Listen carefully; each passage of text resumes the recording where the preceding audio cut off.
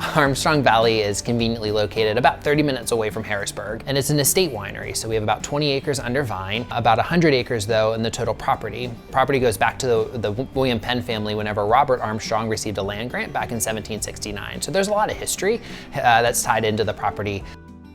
We have about 17 different varietals that are currently planted. We have dry viniferas such as Cabernet Sauvignon, Cab Franc, Rieslings, some reds, some whites, but we also have some French American hybrids as well. Chambourcin does incredibly well on our vineyard sites, and our Chambourcin wine has won us numerous different awards here at Armstrong Valley Winery.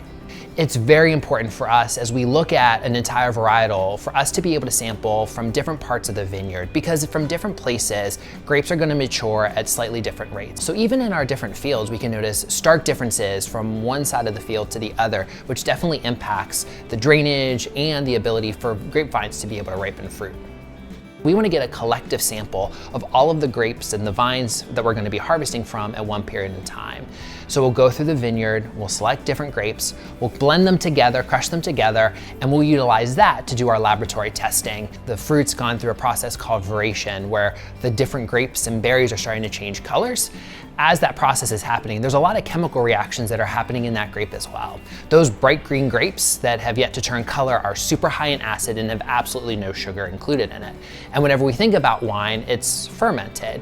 Well, to get yeast to do that process, there has to be sugar included in it. So through that process of veration, the sugar levels increase drastically, the acid levels decrease drastically, and the pH increases as well. Having that trifecta where all three of those factors come together perfectly, the pH, the TA, and your Brix or sugar level, is somewhat challenging and sometimes incredibly rare depending upon the vintage. But what we do is that we sample. Starting around just shortly after the period of veration, we start testing about weekly.